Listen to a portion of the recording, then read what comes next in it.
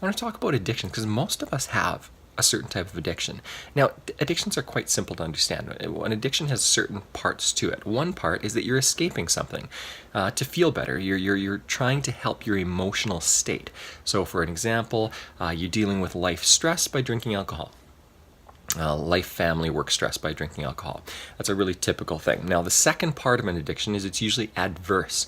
So it's affecting your life in a negative way. All right. Well, if that's what an addiction is, then it's not simply fentanyl. It's not simply cocaine. An addiction can be shopping. Ask yourself right now, do you shop to take care of your emotional state?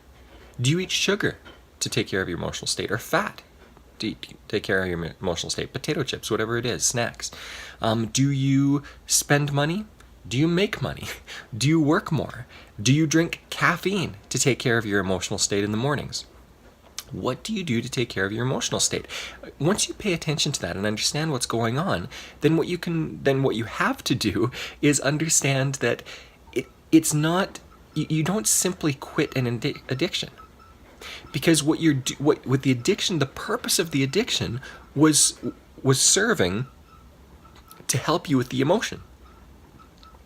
So if you're dealing with stress and anxiety, which is a symptom, by the way, not a root problem. If you're dealing with anxiety and or depression or whatever it is, instead of quitting what you're doing and leaving yourself without any skill or tool to take care of that anxiety, you have to deal with the anxiety and stress in two different ways.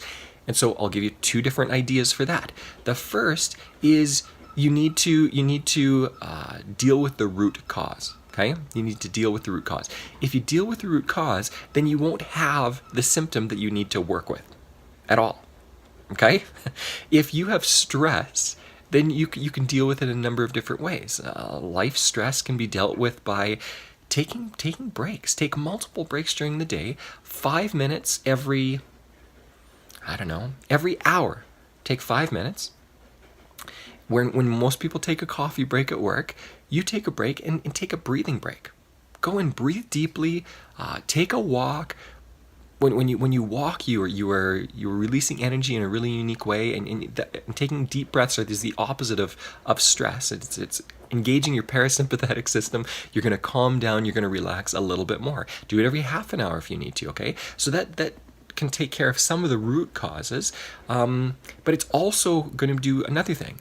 It's going to be taking care of the anxiety in a different way. It's dealing with the stress in a different way. Rather than needing alcohol, you're dealing with it with breathing. What a lot of people do is they try to develop a habit in their lives without dealing with the root problem and without taking care of themselves. I mean, alcohol was serving a purpose, or shopping, or whatever it was. And if you're not dealing with it in a different way, if you don't have another way to deal with the stress, then you're going to find a different way that will probably be also unhealthy. You're going to exercise or whatever, or do something that is typically healthy in a way that is unhealthy because you're dealing with the anxiety. Okay, this is actually a huge topic, but it's something that's really important. So if you have a habit, don't simply stop the habit if you don't like it. You've got to find something else that replaces it. Take care of the root problem. You'll be okay.